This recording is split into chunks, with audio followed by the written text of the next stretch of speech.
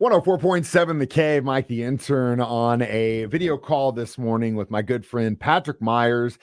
You might be looking at this video going, wait a minute, is Mike talking to Freddie Mercury? Well, you would be very close because, Patrick, I was actually like, whoa, oh my goodness gracious, I feel like I'm talking to Freddie right now. Patrick fronts the Killer Queen tribute, which is coming into town at the Gloys Theater on July 14th. And Patrick, you have been doing this thing for a little bit, haven't you? It's been a while now. Yeah, we managed to play all over the world. We visited some of the same arenas that Queen played in back in the day and sold them out. So it's been extraordinary, really. So I believe you started this project in the 90s. Is that correct? Sometime in that area?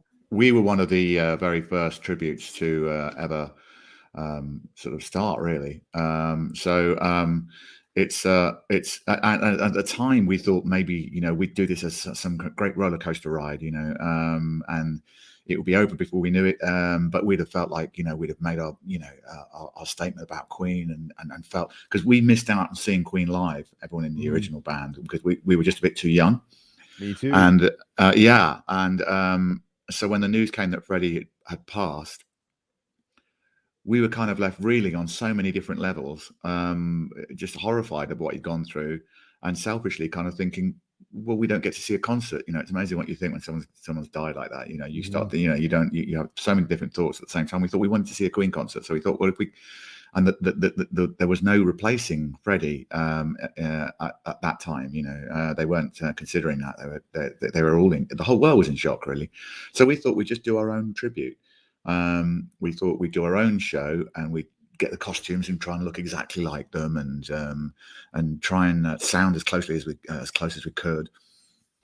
And we'll see how it goes, and maybe this would become something, and it became something magical. It became something big.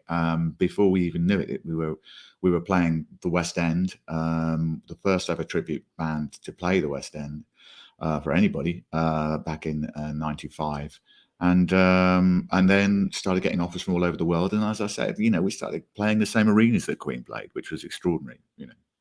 It's got to be something. As a musician myself, and I've done tributes stuff like this, it's so much fun to kind of be in that, because as a musician, you understand that music is its own language, and when you play with other musicians, you're speaking your own language.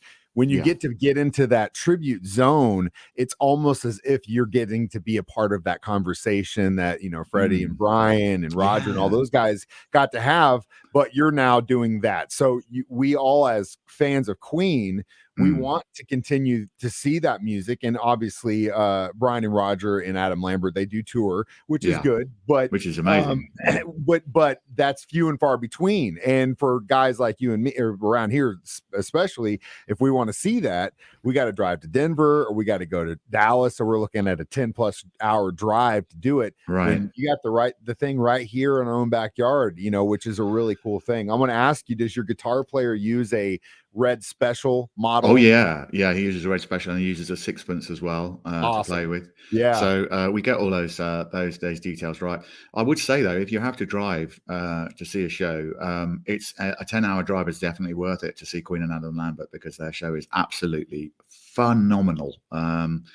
Aside from Adam's extraordinary vocals, but the visual and the set and the aesthetic of the whole thing, and the journey you go on with that band is extraordinary. So yeah, it's worth the drive. But yes, we deliver locally, which is awesome, because I mean, I've watched you guys perform, and it takes, there are vocalists that you look at, Freddie being one of them, maybe like a Bon Scott, kind of Brian Johnson type feel, guys that go after trying to pay tribute to that stuff. That's got to be scary, because the power that Freddie has as a vocalist is like, it's mind blowing. And then you're like, okay, you know what? I'm gonna do the same thing. And I think what I've seen you pull off, it's like I said, go watch Killer Cream when they come to town in July and close your eyes. You're gonna be blown away.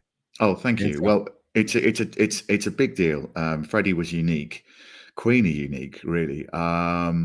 I think, if we'd have known how ambitious, we didn't know how ambitious we were being when we started. We were just young. And so we thought, hey, let's just go for it, which is what I love about being young,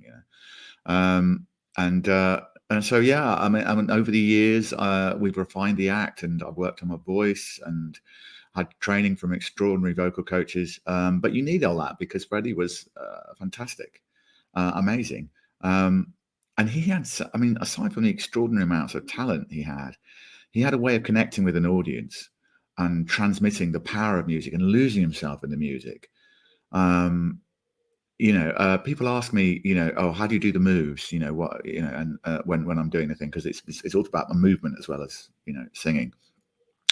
And I always say the same thing, which is that you lose yourself in the music, you listen to the music, you be inside the music. So I completely respect what you were saying a few moments ago about feeling like you joined the conversation.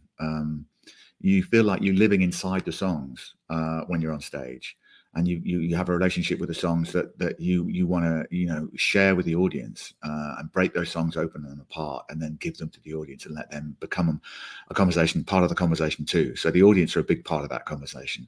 So for us, it's a pleasure. It's a pleasure to be involved in that and to be so sort of to live inside these songs and feel them and get to sing them all over the world. And it's a great show. Again, that's happening July 14th here at the Glories Theater. Tickets on sale now. Killer Queen. Patrick, thank you so much for your time this morning. We're looking forward to seeing you come to Springfield. It's been a pleasure.